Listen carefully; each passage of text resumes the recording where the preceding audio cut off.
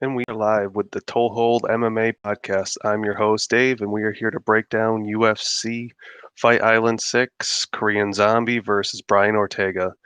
I'm going to try to keep this short and sweet, just pick certain fights that I like for this slate and talk about them and see who I'm going to be targeting. I'll basically kind of run down each fight quickly and just go from there, but if there's fights I like, I'll break it down a little bit more in detail.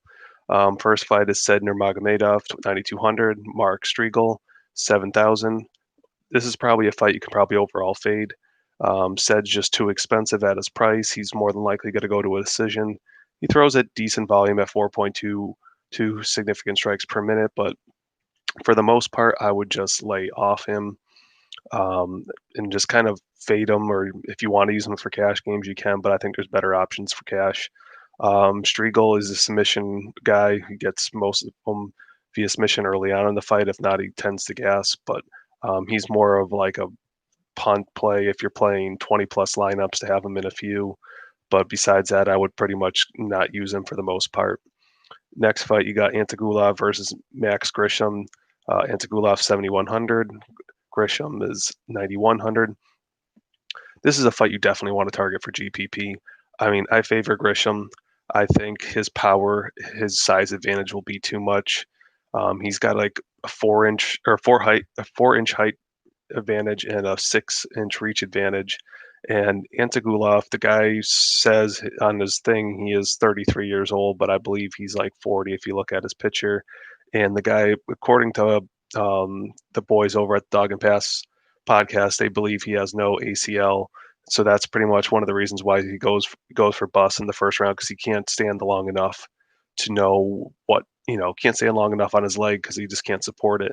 So I think Antigulov maybe might get a takedown, but I don't know if he'll be able to finish Grisham.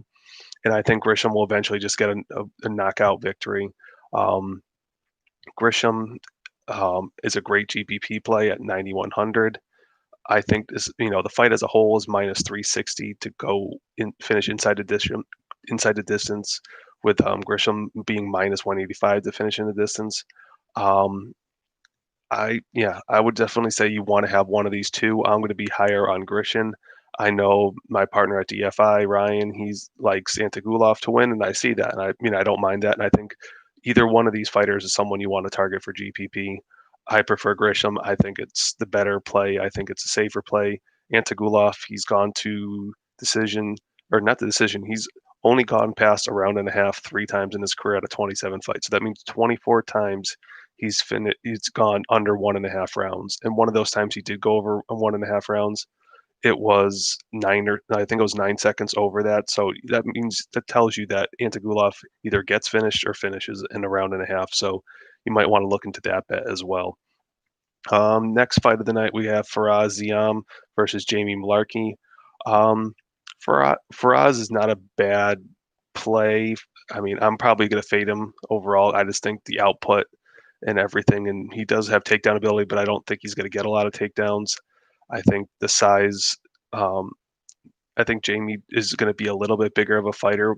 He just seems a little fuller, well, at least when I looked at it, and I would still tend to favor. Um, I'd still tend to favor Malarkey in this spot, but I get it for 7,900 against Ziam in a close fight, especially according to Vegas odds. Um, I mean, they're saying it's plus 115 to finish inside the distance as the fight as a whole. You got John Phillips 7,400, Jung Park 8,800. Um, I know Ryan likes Jung Young Park a lot too, or a lot. And I like Jung Young Park. I just don't know if Jung Young Park's going to get the finish. He's even money right now to finish inside a distance, where Phillips is plus 290 or plus 290, and the fight as a whole is 0.41 strikes a minute. He averages 3 takedowns per 15 minutes. I mean, all that is going to lead to DraftKings scoring. And John Phillips, I mean, he's the white Mike Tyson, so he's either going to knock you out or he's going to get finished. I mean, uh, he defends takedowns at 11%, which is probably the worst I've ever seen for someone who has that many fights. Like, most people who are bad are like 30%, but to be 11% is pretty bad. And he just took a whooping to Chimaev. So who knows how much he's recovered from that beating.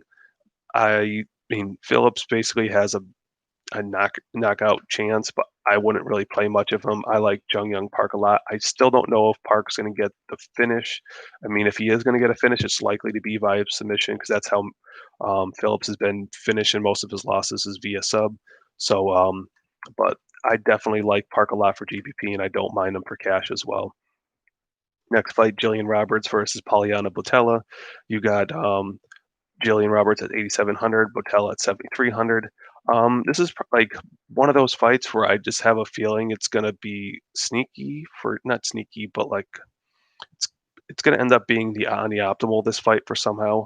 Like I could understand Roberts being on the optimal if she wins, because if she wins, it's gonna be by a submission. Roberts, I mean, 6 out of her 8 wins have been via submission. She has 1 knockout, so she finishes most of her fights. And then you have and then when she loses, she does lose typically by via finish. She's been knocked out twice. She's been submitted once.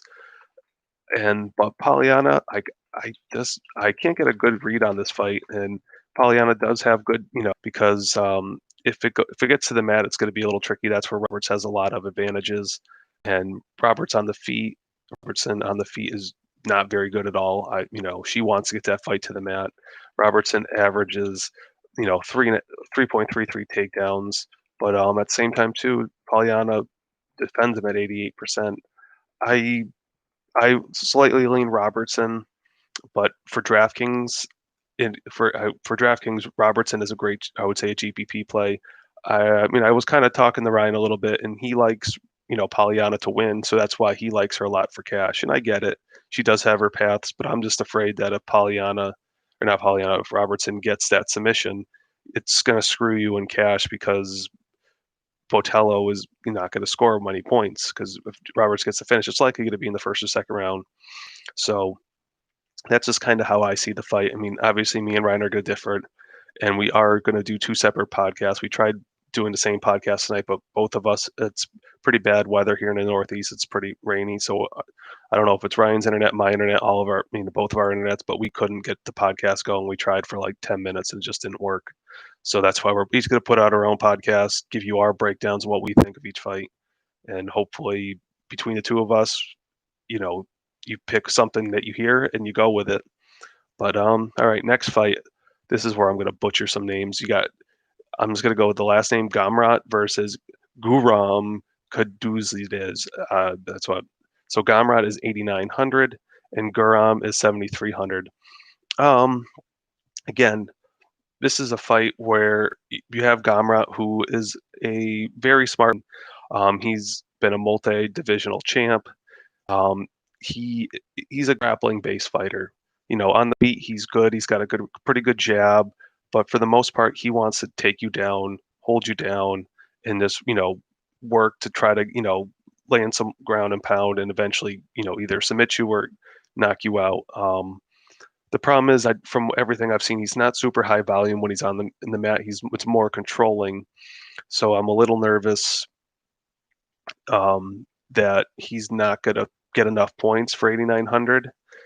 And his opponent Guram, from what I've seen, he doesn't have bad takedown defense, but it's not great when he's on the ground. He is able to get up, and I think that could help Gomrat to score well because he could get a bunch of those takedowns, rinse and repeat type things.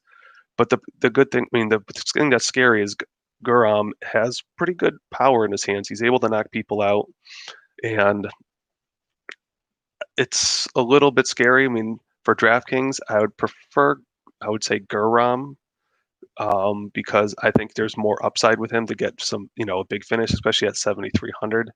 But I mean, I do think Gomrat's going to win. I think he's going to get enough takedowns. He's going to control enough of this fight. He's a very, very smart fighter. He's basically kind of like a not as good version of George St. Pierre or like a Colby Covington, where they just kind of work you on the ground. Not as active as Colby on the ground because Colby's just freaking ridiculous when he gets down. He's looking to smash your face in.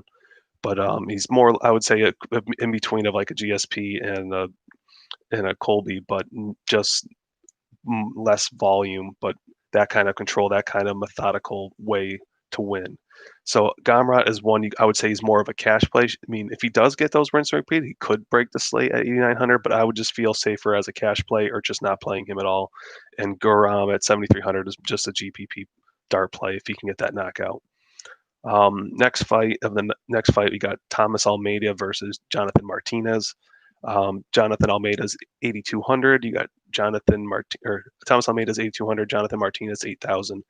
I mean, if this fight was 3-4 years ago, Almeida would be probably a minus 250, 300 favorite in this fight.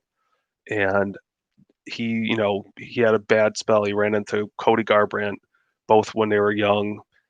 Almeida got knocked out. Then he ran into guys like Rivera, and then he ran into Rob Font.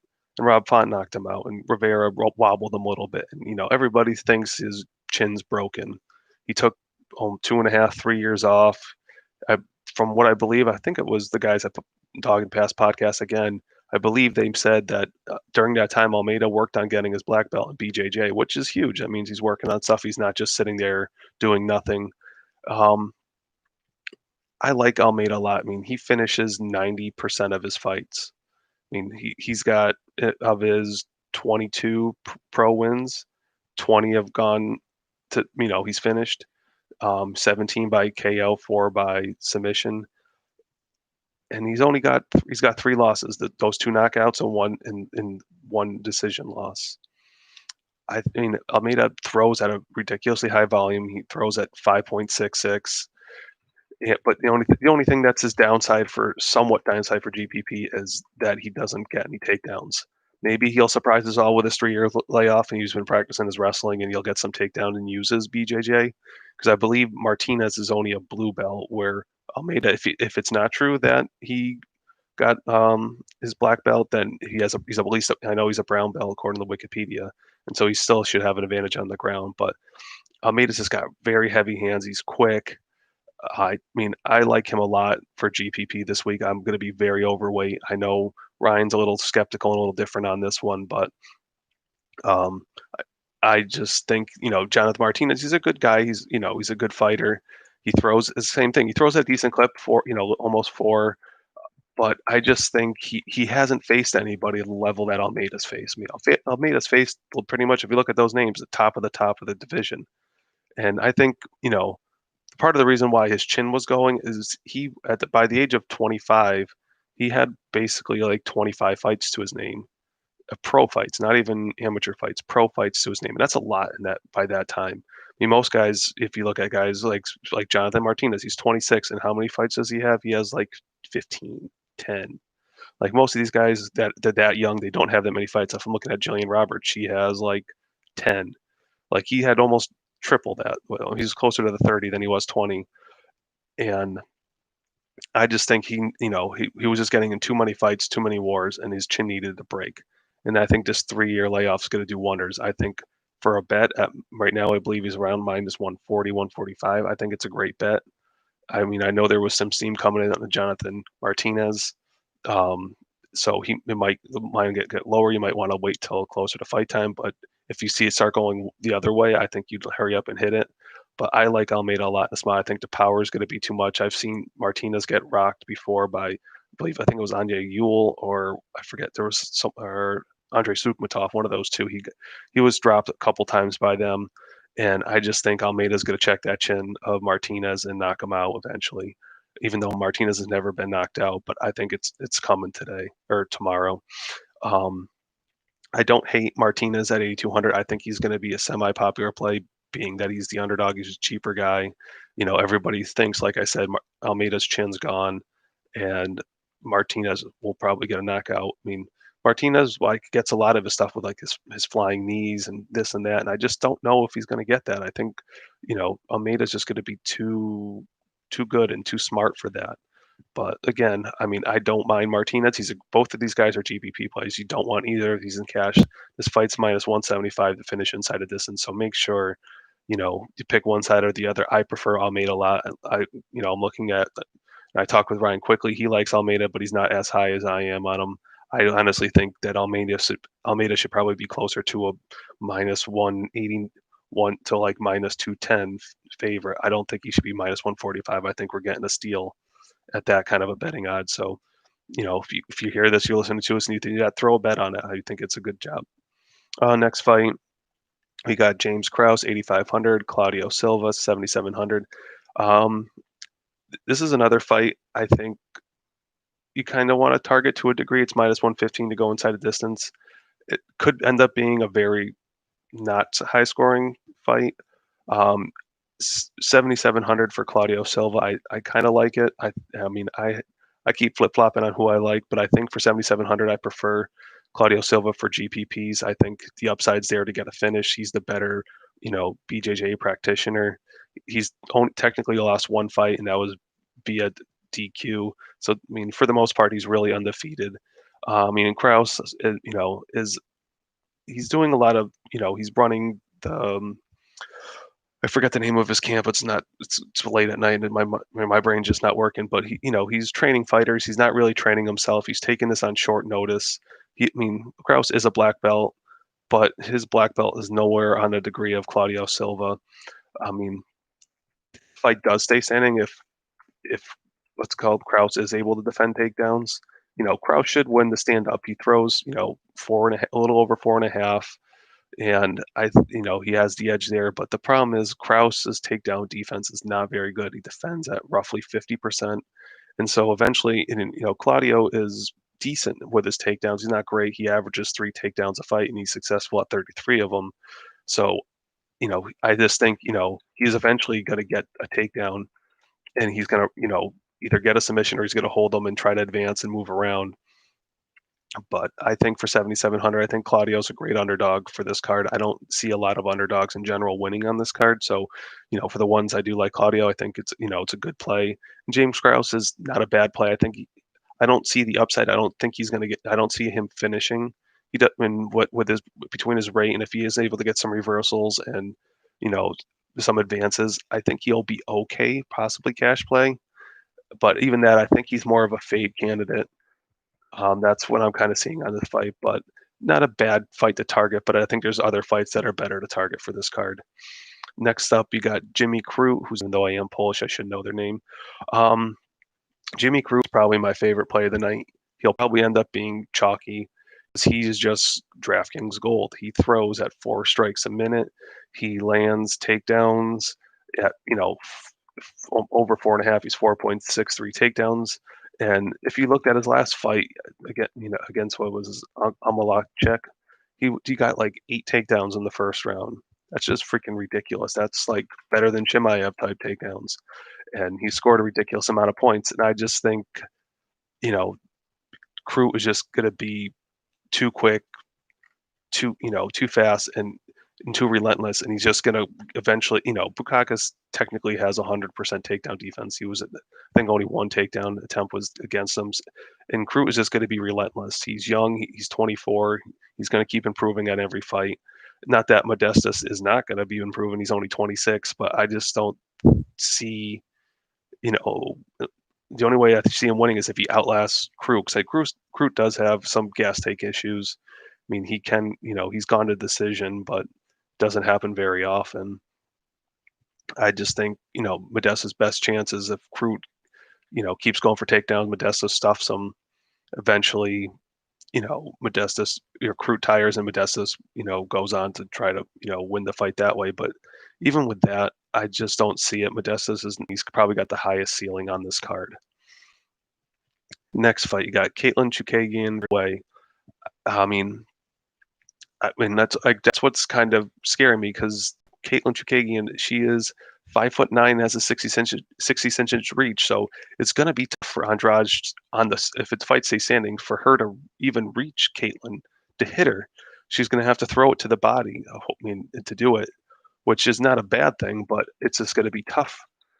But one thing if she does is if her power does translate to 115 pounds, Andrade can get her down. I mean, Chukagian's only defense takedowns at 50%. Like I said, I've gone back and forth on this. I think Andrade comes like a bat out of hell in the first round, probably gets a takedown or so. I think Chukagian wears that storm, and then rounds 2 and 3, I think Chukagian just pop shots her from outside for the next 2 rounds and wins a decision. This is a fight that's going to be very, very close, I think, potentially. I mean, for Chukagian, I don't really want to play much of her at all. Potentially cash games if she gets to win. She throws a decent volume, but I don't know. I just don't like her a lot for DraftKings scoring. And then Jessica Andrade is a great GPP play at 8,400. She has a chance to get a finish. I mean, Chukagian was finished pretty recently by Valentina, and I think Andrade could get her if she gets. I don't think she's going to do it by standing strikes. I think it's going to be more get her to the ground and just maul her on the ground. So I do see upside with Jessica, especially if she is able to muscle Chukagian down. I can, I see that, and I think that's not a bad play. But again, I'm not sure if this is another fight I'm targeting heavily. I think again, there's other fights that I want to target on this card. Next fight in the main event, we have Brian Ortega at 7,600 and Chen Sung Jung, the Korean Zombie, at 8,600. I like the Korean Zombie a lot in this fight. I just think this is going to be a similar matchup to when Ortega faced Max Holloway. I think Chan is just going to light him up on the feet. He's he's a better striker. He's a better counter striker. He's able. Volume is going to be too much for Ortega. And the thing is, everybody sees Ortega as this, great BJJ artist, and which is great. Yes, he's very credentialed and he deserves it and everything else. But Jung is a black belt himself, and he knows what he's doing on the mat. He's not like I believe he got his black belt or he used to train with Ortega's former coach who trained him in jiu-jitsu. So it's not like Korean Zombie knows what to do on the mat. He's no stranger, and I think it's going to be difficult for Ortega to submit him. So, and the other thing with that I don't like about Ortega is his takedown accuracy. He's got 16% takedown accuracy, and most of the fights, if you watch him, he's losing most of the fights that he's been in until he's able to land a lucky submission, you know, a jumping guillotine, the first person to actually knock out the aging Frankie Edgar. That was just bizarre. And there's been other situations where he's losing. I think it was like Moicano and then he just happens to snatch a neck or he gets a submission. So I think he's going to be, Ortega's probably going to lose this fight pretty badly. I mean, he has been out for almost 2 years. He's got a whole new camp, whole new coaches. So maybe things are finally changing. Maybe he's improving. Maybe he's gotten better wrestling. But even in that period, I don't think it can minus a 200 favorite right now, which you can still bet. You can use, I think you technically use them as a parlay piece. But straight bet, that's kind of at my limit where I like, straight betting. I don't, once it gets higher than minus 200, I don't like to straight bet it because I just feel like there's a lot more to risk than there is to gain. But for GPP, for cash, I like, this is a fight you're going to want to stack for cash. They both throw, pretty decent clip. Ortega, for the most part, is pretty durable. I mean, you saw it during Max, he took an absorbent amount of strikes before he was finally finished. But I think this, I don't think Korean Zombie's going to put him and he'll add up. And I just don't know if Zombie's going to get but I do like, this for cash as a stack. So I think it's going to go at least, I think it's going to go to minimum 4 rounds, if not all 5. And between, I think, Chan Sung Jung, you want your lineup as well. I think this is, you're going to want one or the other doesn't end up on the optimal. I mean, if Ortega wins, it's going to be by a submission. So he's obviously going to pay off his price big time at 7,600. But I think for Korean Zombie at 8,500 for a 5-round fight, he's going to rack up enough points and pay off his value. He's probably going to score north of 100 between his volume and the decision win. So I like Zombie, and GPP as well. And that's why, again, stack the fight in cash and try to have the exposure to Chan Sung Jung, the Korean Zombie, more than that. I'd probably say a 70. Again, the fights to target: Grisham, Antigulov, Ortega, Zombie, Jimmy Cruz, Almeida, Martinez.